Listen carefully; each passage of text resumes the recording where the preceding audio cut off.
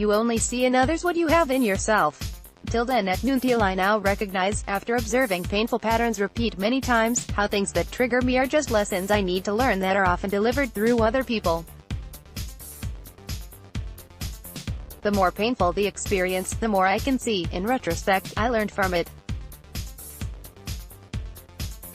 Every now and then, when I find myself getting sucked into thoughts about the rightness or wrongness of a situation and how much pain it's causing me, I take a step backward. I can see that people are just the mechanism to my growth, and painful experiences are just big wrong-way signs redirecting me to my best life.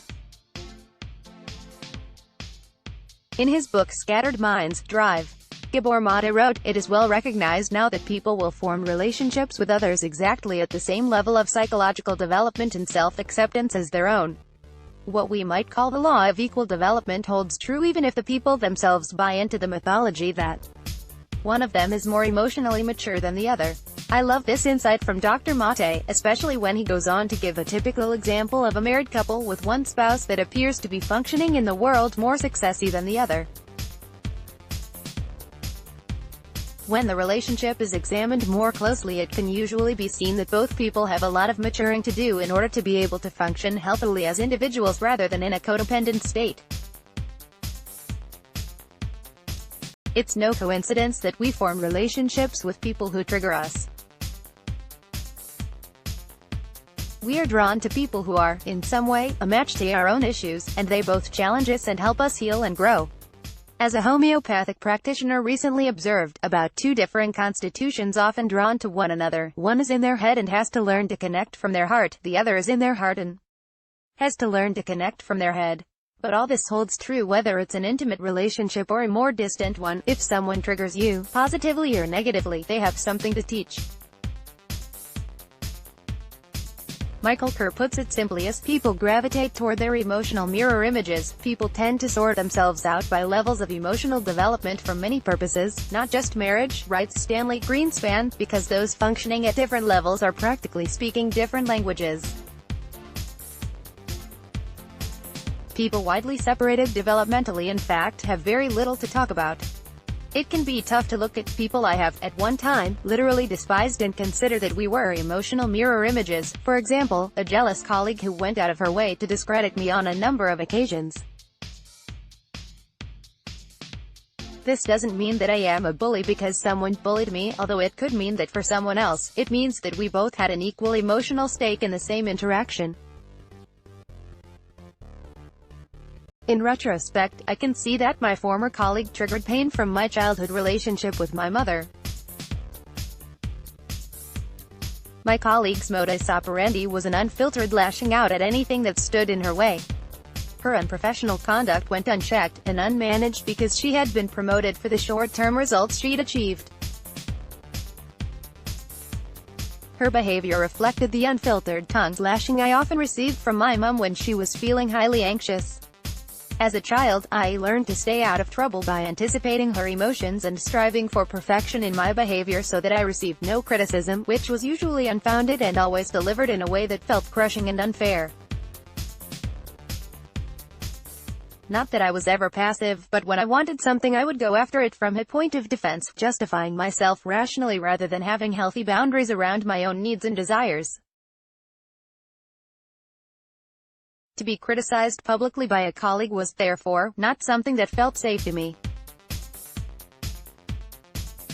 My attempts at repairing the relationship privately were unsuccessful, and it was not until I stood up in a meeting and told her pointedly that I would not allow her, nor anyone else, to bully me that I garnered her respect.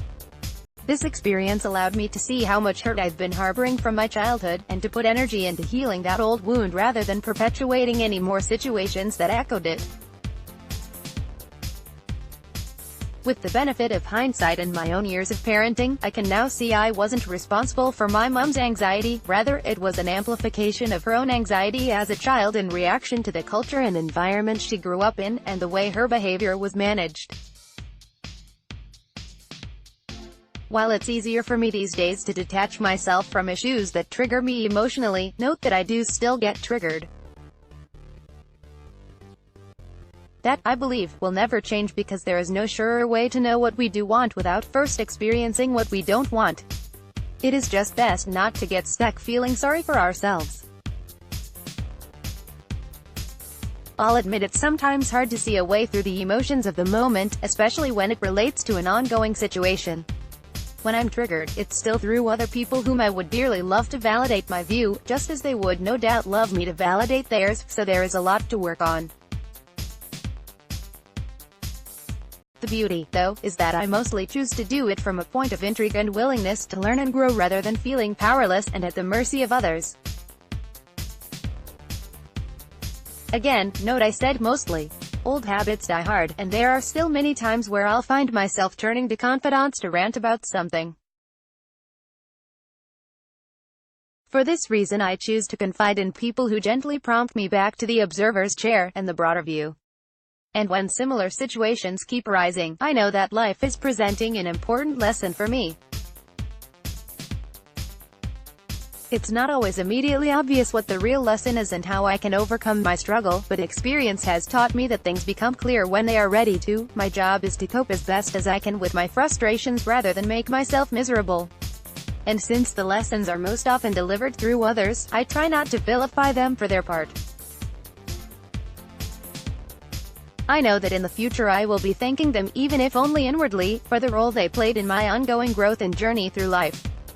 So what are you currently triggered by, and who is the focus of your frustrations? Thinking about past situations where you felt similarly.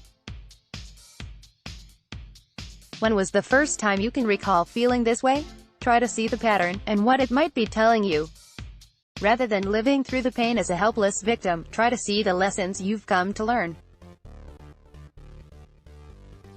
In whatever way the lesson is being played out, the true lesson will be some version of learning to love yourself more. It always is.